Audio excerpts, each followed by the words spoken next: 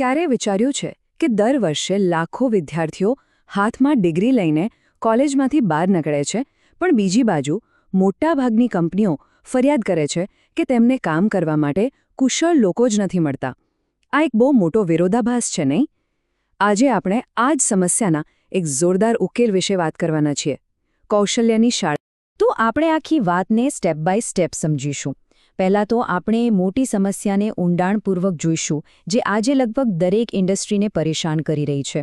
પછી આપણે એક આશાસ્પદ ઉકેલ તરફ વળીશું, એની અંદર ડોક્યું કરીશું કે તે ખરેખર કામ કઈ રીતે કરે છે, અને છેલ્લે જોઈશું કે વાસ્તવિક દુનિયામાં તેનાથી શું બદલાવ આવી રહ્યો છે. તો આ બધી ગડબડ શરૂ ક્યાંથી થાય છે? એવું તો શું થયું કે આપણી વર્ષો જૂની શિક્ષણ વ્યવસ્થા આજના સમયની જરૂરિયાતો પૂરી કરવામાં પાછળ રહી ગઈ છે? ચાલો આ સમસ્યાના મૂળ સુધી જઈએ. 87%! જરા કલ્પના કરો, 10માંથી લગભગ 9 કંપનીઓ એમ કહે છે કે તેમને યોગ્ય કુશળતાવાળા લોકો શોધવામાં ફાંફા પડી રહ્યા છે. આ માત્ર એક આંકડો નથી દોસ્તો, આ એક એવી દિવાલ છે જે આપણી અર્થવ્યવસ્થાની ગતિને ધીમી પાડી રહી છે. આ જ છે એ કૌશલ્યની ખાઈ અથવા તો સ્કિલ ગેપ, જેના વિશે સતત વાત થતી રહે છે. એક તરફ કંપનીઓને જે સ્કિલ્સ જોઈએ છે તે છે, અને બીજી તરફ વિદ્યાર્થીઓ જે શીખીને આવે છે તે છે, અને આ બંને વચ્ચેનું અંતર સતત વધી રહ્યું છે. અને જેમ જેમ આ ખાઈ મોટી થતી જાય છે તેમ તેમ મુશ્કેલીઓ પણ વધતી જાય છે.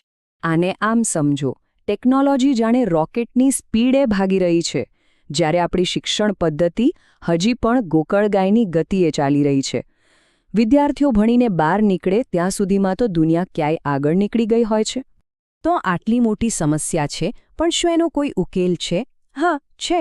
અને હવે આપણે એ જ ઉકેલ વિશે વાત કરીશું, જે આ ખાઈને ભરવાનું કામ કરી રહ્યું છે. જુઓ, જ્યારે જૂનો રસ્તો કામ ન કરતો હોય ત્યારે દેખીતી રીતે આપણે એક નવો રસ્તો બનાવવો જ પડે.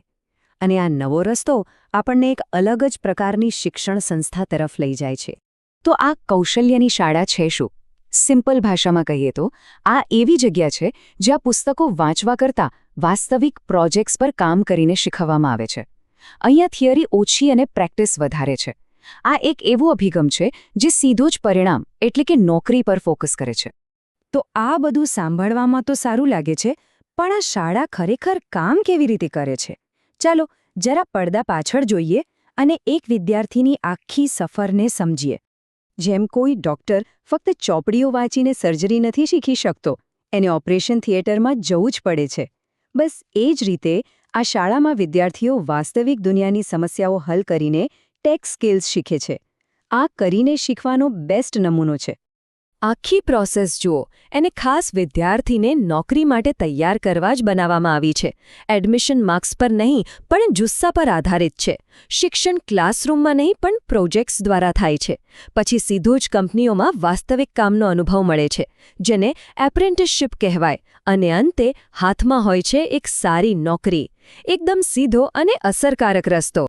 અને આ આખી શાળાનો મૂળ મંત્ર શું છે? એ આ એક લાઇનમાં છુપાયેલો છે. અહીં વાત માત્ર જ્ઞાન આપવાની નથી, અહીં વાત છે કારકિર્દી બનાવવાની, અને એ પણ પહેલા દિવસથી જ.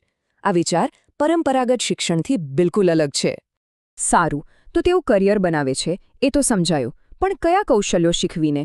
એવું તો શું શીખવવામાં આવે છે જે આટલું અસરકારક છે? ચાલો એમના અભ્યાસક્રમ પર એક નજર કરીએ.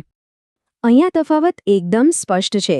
એક બાજુ 4 વર્ષ પુષ્કળ થિયરી અને મોંઘી ફી, અને બીજી બાજુ ફક્ત 6 થી 12 મહિનામાં પ્રેક્ટિકલ નોલેજ સાથે સીધી જોબ.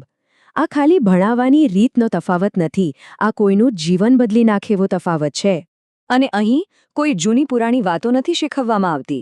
અહીં વાત થાય છે એ સ્કિલ્સની જે આવનારા સમયમાં દુનિયા ચલાવવાની છે. Artificial intelligence, data science, cyber security, આ બધી ભવિષ્યની ભાષા છે, અને આ શાળાઓ વિદ્યાર્થીઓને એ જ ભાષા શીખવી રહી છે. આ બધી વાતો સાંભળવામાં તો બહુ સારી લાગે છે, બરાબર? પણ સવાલ એ છે કે શું આ મોડલ ખરેખર જમીન પર કામ કરે છે? શું એનાથી કોઈ ફરક પડે છે? ચાલો હવે સીધા પરિણામો પર જ નજર કરીએ. 92% આ આંકડો જુઓ. આનો અર્થ શું થાય? એનો અર્થ એ કે 10માંથી 9 કરતાં પણ વધારે વિદ્યાર્થીઓને ભણતર પૂરું થતાં જ પોતાના ફિલ્ડમાં નોકરી મળી જાય છે. આ માત્ર એક આંકડો નથી, આ હજારો યુવાનોના જીવનમાં આવેલો એક મોટો બદલાવ છે. આ મોડેલની સૌથી સુંદર વાત એ છે કે આ એક વિન-વિન સિચ્યુએશન છે. એનાથી બધાને ફાયદો થાય છે. વિદ્યાર્થીઓને સારો રસ્તો મળે છે, કંપનીઓને તૈયાર ટેલેન્ટ મળે છે અને આખા દેશની અર્થવ્યવસ્થાને ગતિ મળે છે. તો અંતે સવાલ એ ઊભો થાય છે કે શું આ જ શિક્ષણનો ભવિષ્ય છે? કદાચ આ એકમાત્ર જવાબ ન હોય, પણ એટલું તો નક્કી છે કે આ એક ખૂબ જ જરૂરી અને સાચી દિશામાં લેવાયેલું પગલું છે. આ મોડેલ આપણને બધાને વિચારવા પર મજબૂર કરે છે કે આવતીકાલની દુનિયા માટે શું આપણે ગઈકાલની પદ્ધતિઓ પર નિર્ભર રહી શકીએ? આ પ્રશ્નનો જવાબ જ આપણું ભવિષ્ય નક્કી કરશે.